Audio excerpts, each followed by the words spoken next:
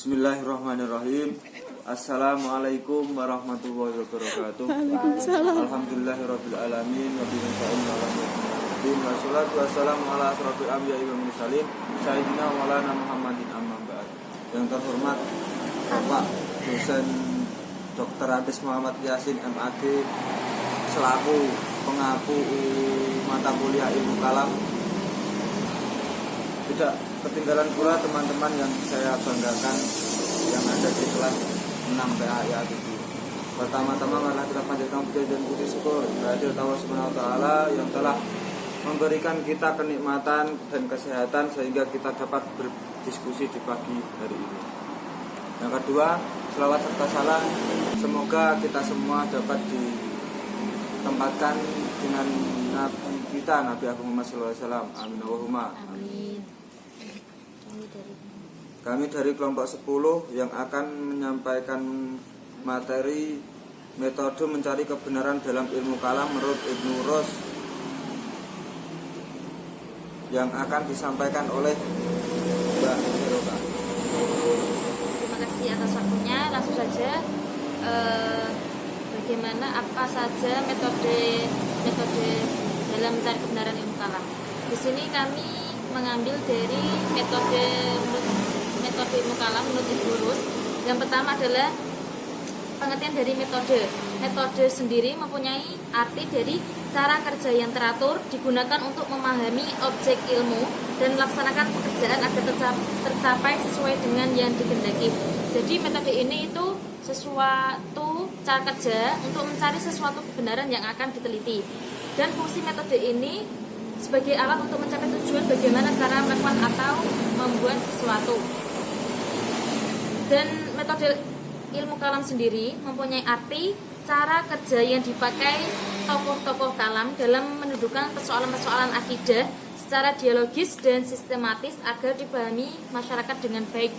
Jadi metode ilmu kalam ini dipakai para tokoh-tokoh ilmu kalam dalam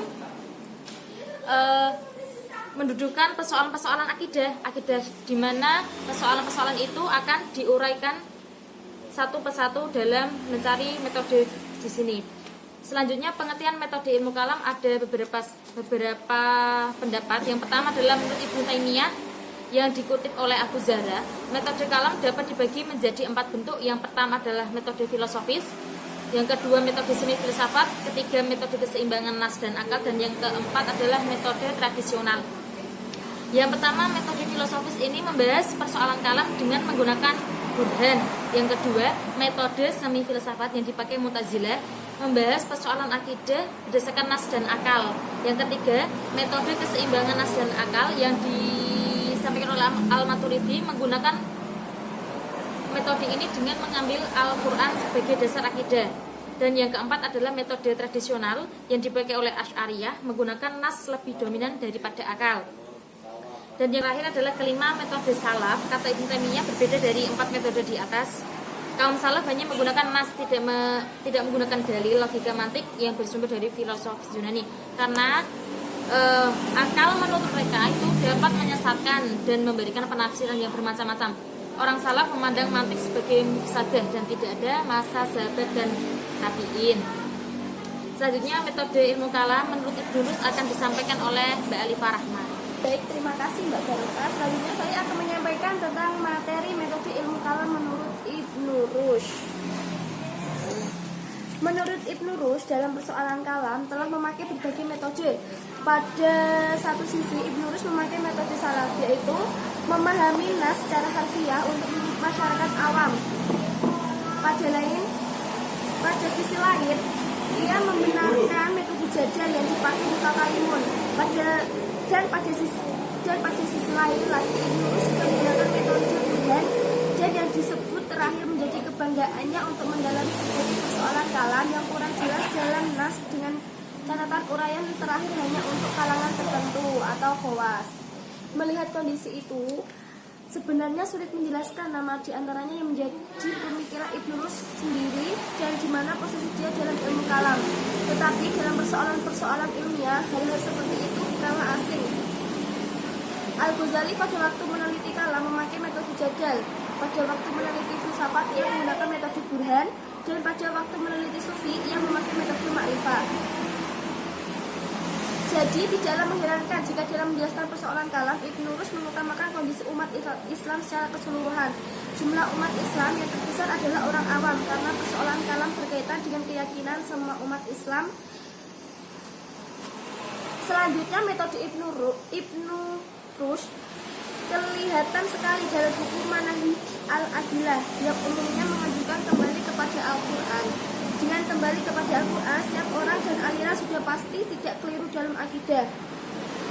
Namun, dalam perbedaan pemahaman yang kelihatan bertentangan itu hanya disebabkan perbedaan interpretasi semata. 3 tingkatan pemikiran atau bayan, irfan, burhan itu merupakan sampel dari perbedaan pemikiran yang telah terjadi. Kedatangan Ibnu Rushd merangkum pandangan setiap golongan itu telah berhasil mendamaikan konflik pemikiran yang sudah terjadi. Sekian pemaparan materi tentang metode mencari kebenaran ilmu kalam menurut Ibnu Rushd. Selanjutnya saya kembalikan kepada moderator. Ya, terima kasih pemaparan dari tadi yang kesimpulannya yaitu bagi Ibnu Rushd pemahaman akidah yang benar untuk semua orang adalah kembali kepada Al-Quran. Bagi orang awam, kembali kepada Al-Quran adalah meyakini dan membenarkan nas secara harfiah. Bagi kaum dialektik seperti mutakalimun, kembali kepada Al-Quran adalah mempercayai apa yang diisyaratkan Al-Quran dan diberi wewenang untuk menakwilkan nas seluruh kemampuan mereka. Sesuai dengan perbedaan tingkat berpikir manusia, Ibnu Rushd merumuskan metode kalam yang sesuai untuk masing-masing tingkat itu, yaitu metode salaf untuk orang awam dan metode dialektik untuk orang haswas, dan metode haswas al-haswas untuk kaum demonstratif. Dengan demikian, Ibnu Rushd telah berusaha memecahkan persoalan kalam dengan bijaksana. Ya, pemaparan dan kesimpulan dari kelompok kami, apabila ada yang kurang paham, besok bisa diskusikan bersama-sama. Ya, terima kasih dari kelompok kami, dari kelompok 10. Marilah kita tutup dengan bacaan hamdalah. Alhamdulillah. Assalamualaikum warahmatullahi wabarakatuh.